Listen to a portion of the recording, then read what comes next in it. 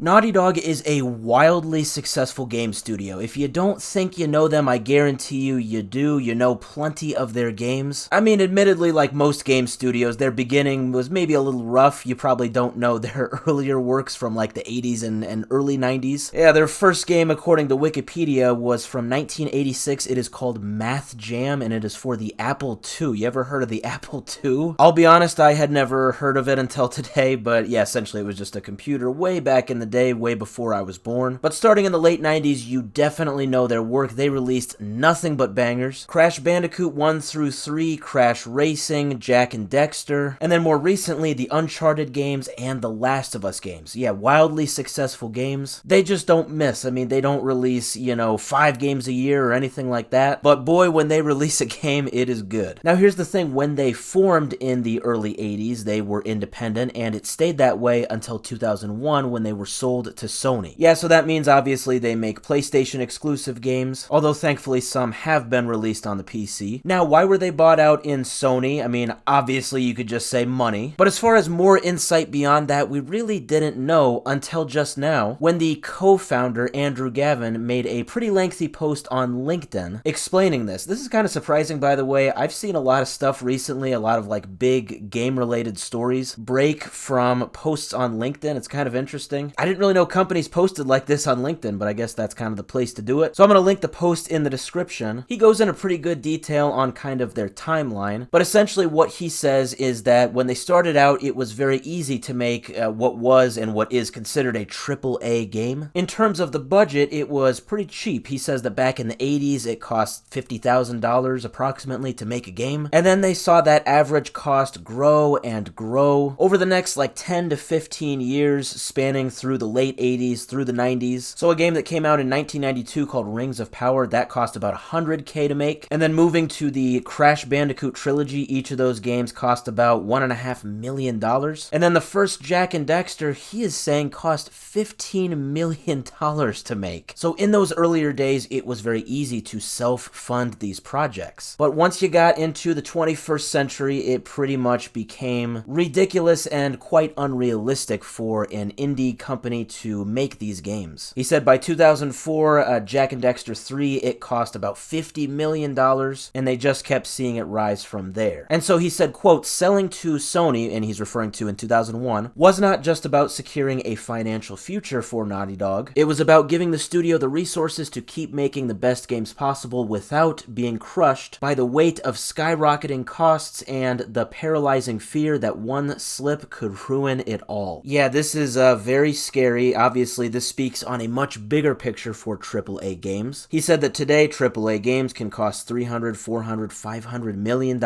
and obviously, it's likely going to just rise from there. Just a few days ago, I talked about how the graphics in games, especially these AAA games like the recent Spider-Man 2, have been really rising in cost, and one reporter from the New York Times basically said that it's getting to a point where it's just unsustainable and unrealistic. And I think there's definitely some truth to that, but it is very scary to hear that unrealistic reality of self-funding your projects has kind of been the case for a lot of these independent developers for quite some time. Obviously, you can't say that about all developers. There are some indie studios that are absolutely thriving today, but what Andrew Gavin of Naughty Dog is talking about here is more in terms of what's considered a AAA game, essentially a game that is today considered to be more modern in terms of its development and its budget. And Andrew is actually looking at his past, with Naughty Dog with optimism. He is saying that looking back, it is the right call that Sony bought them out because it got rid of a lot of their stress. He's not saying that the publisher here is the problem, but he's kind of saying that the problem overall just more has to do with the concept of a AAA game being nearly impossible to keep up with these days if you don't have a publisher to support you. And kind of like what I said with that video on graphics a few days ago, I think that stuff like this is going to be why indie games will continue to thrive, especially these indie studios that we're seeing these days kind of reject the notion of a AAA game. They're fine with making more pixel-like games, and they end up being very successful on their own. Yeah, games like Stardew Valley, Celeste, Undertale, Astroneer, Hollow Knight. Yeah, these games were wildly successful on their own without a publisher. Yeah, don't get me wrong, it can be tough. I'm sure it's more of a challenge without a publisher. And in a lot of cases, it probably does make more more sense to just go with a publisher. As we are seeing with Naughty Dog, it's very clear that they kind of felt stress and pressure to go that route back in 2001 and ended up working for them. Unfortunately, though, I do feel that, yeah, it does speak on a larger issue with AAA games, and it very much seems that the co-founder of Naughty Dog, Andrew Gavin, feels the same way.